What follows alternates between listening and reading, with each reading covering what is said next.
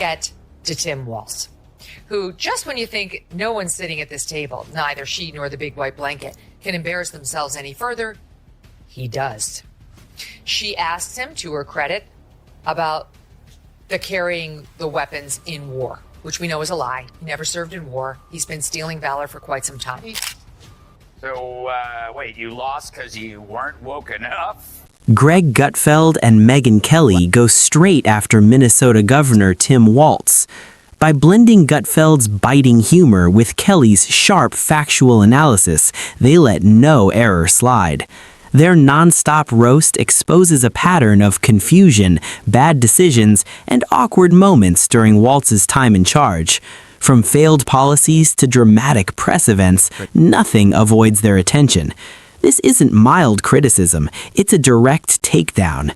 Any chance Walz had of a political rebound takes a serious hit, as their harsh commentary leaves no room to hide. You said you carried weapons in war, but you've never deployed in a war zone. A campaign official of yours said you misspoke, did you?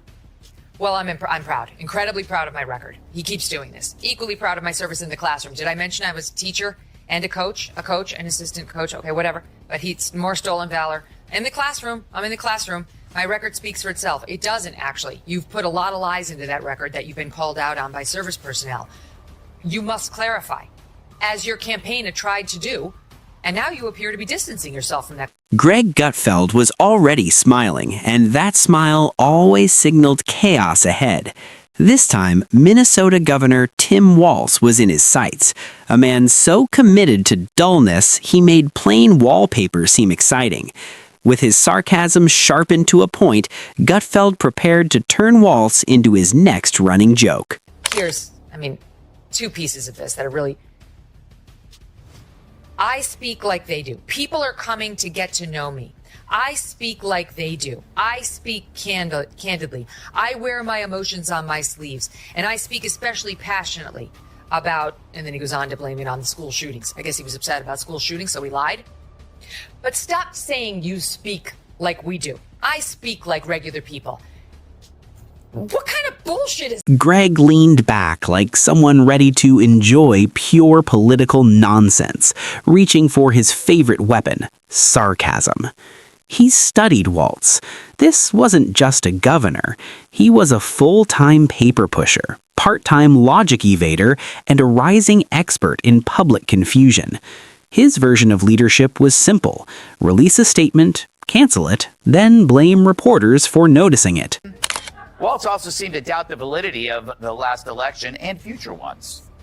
They've released analyses of election data out of Clark County, Nevada, that show some pretty convincing evidence of election tampering. So what can we do to make sure, A, that the midterms actually happen, and B, that they're free of fraud? Yeah, this one's occurred. We saw just recently Donald Trump's executive order to make it more difficult, specifically to women, trying to make it more difficult for women to be able to vote.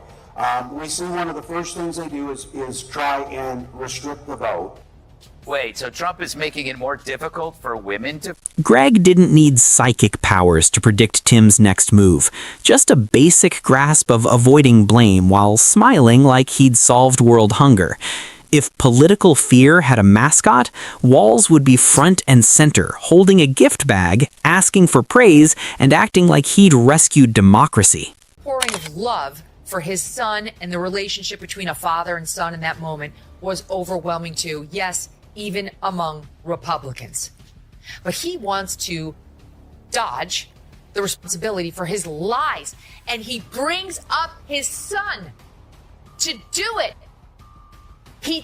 Greg's mind replayed the greatest hits, like when Tim explained his economic strategy, and somehow made it sound like a low-budget disaster film. Inflation wasn't his fault. Job losses were a mystery of the universe. Small businesses vanished faster than Halloween stores in December. All coincidence. In Tim's reality, responsibility didn't exist, and he wasn't even trying to make the story believable. I love this. The tampon Iran king gets back in the ring. Speaking of former VP nominee Tim Walz, he joined Beto O'Rourke at a Texas town hall last night, and the estrogen levels were enough to give Chuck Norris menstrual cramp. And Tim Walz really did indeed look like the bumbling knucklehead he said he was. Greg laughed. Watching Walz manage a crisis felt like watching someone juggle flaming chainsaws blindfolded inside a wind tunnel, except the wind came from his own administration.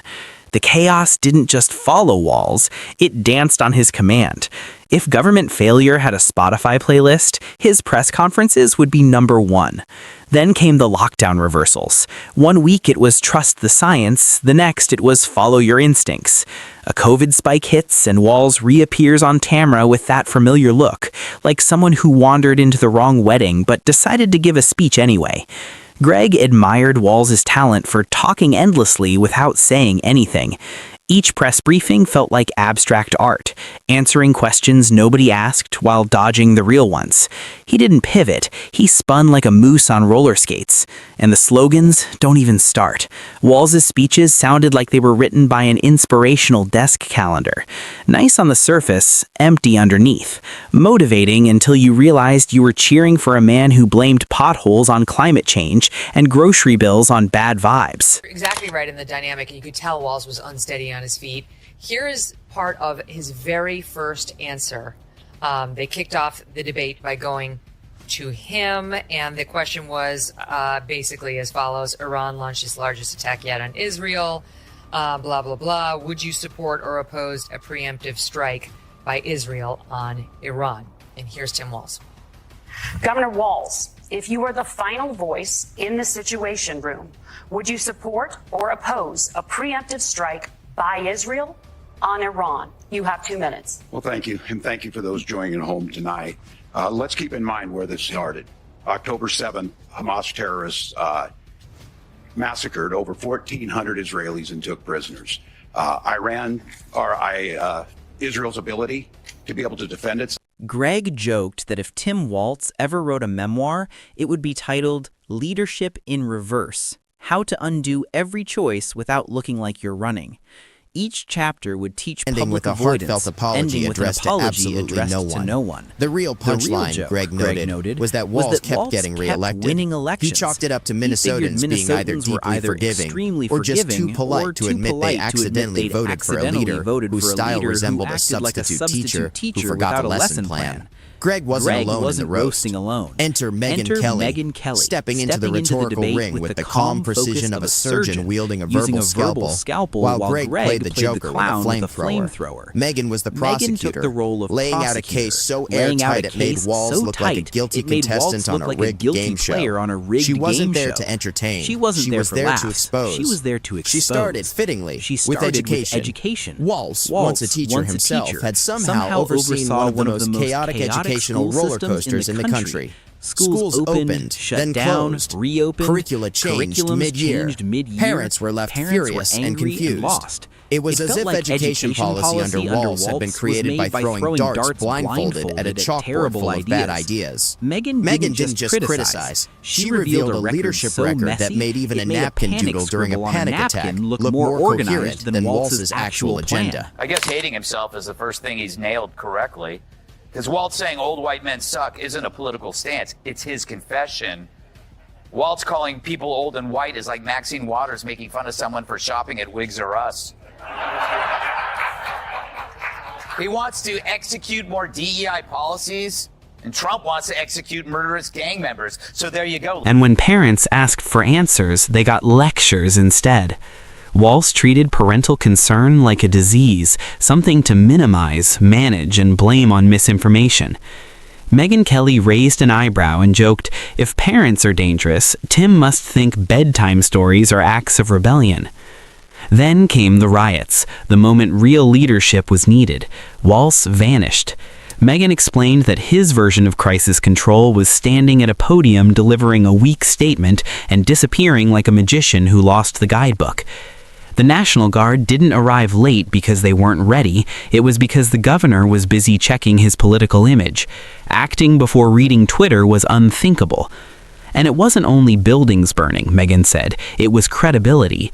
She described Walz as someone who looked calm in the storm while being the guy who forgot to board the windows.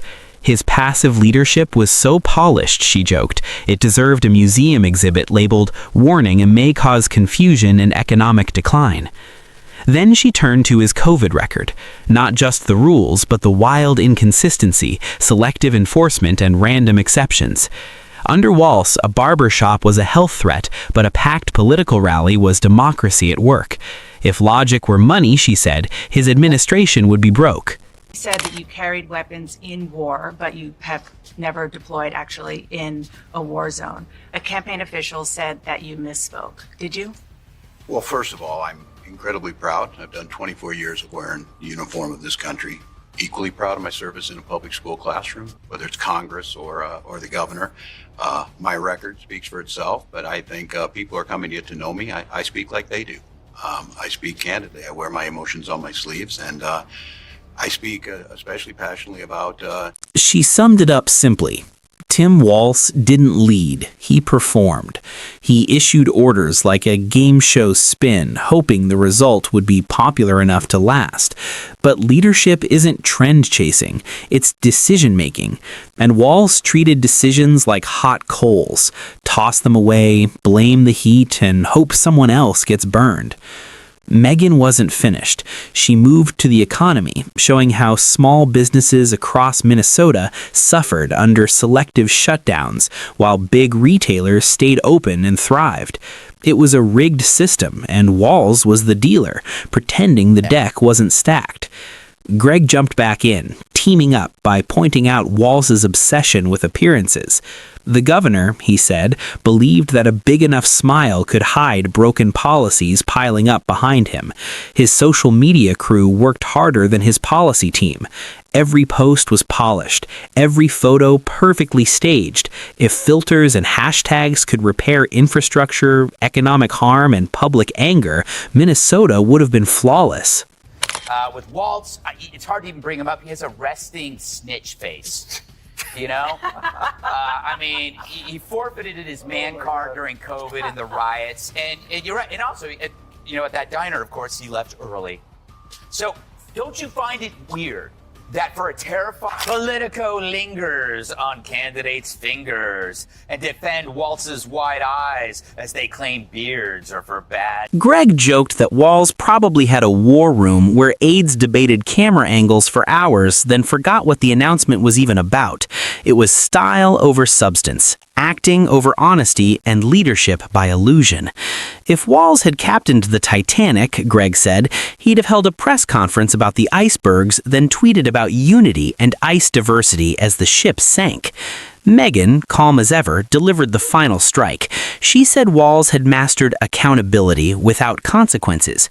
Trust collapsed, yet he kept talking, spinning stories, releasing statements, and acting like the show had to continue. Tim Walz isn't a leader, she said. He's a placeholder, someone who fills space, makes noise, and hopes applause covers the damage. A governor who rules with smoke, mirrors, and just enough charm to confuse the crowd. Greg, never ending, quietly added, as long as Walz pretends to lead, we'll keep the spotlight on him, because comedy doesn't write itself. But with Tim Walz in office, Greg joked, it almost does. Well, what's fundamental here is that steady leadership is going to matter. 4 fundamentals and 2 confusing, saying Israel when you meant Iran. Not ideal. May I remind you of Donald Trump's first tweet when she chose him? Thank you. That was just... I mean, he did seem unsteady. And that's the thing, because one of the goals when you get out there, Camille, is to try to project, don't worry, if anything happens at the top, I can do this job. And at no point last night did Tim Walz. And just like that, the roast kept burning, because with Tim Walz still in charge, the material never ran out.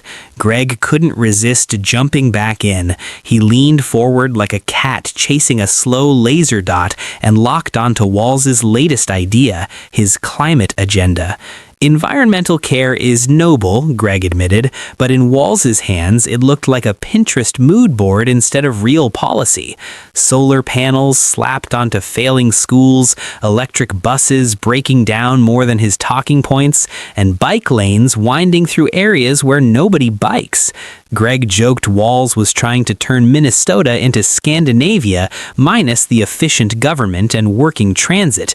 Then came the highlight, Walz's big plan to cut emissions by encouraging people to stop mowing lawns.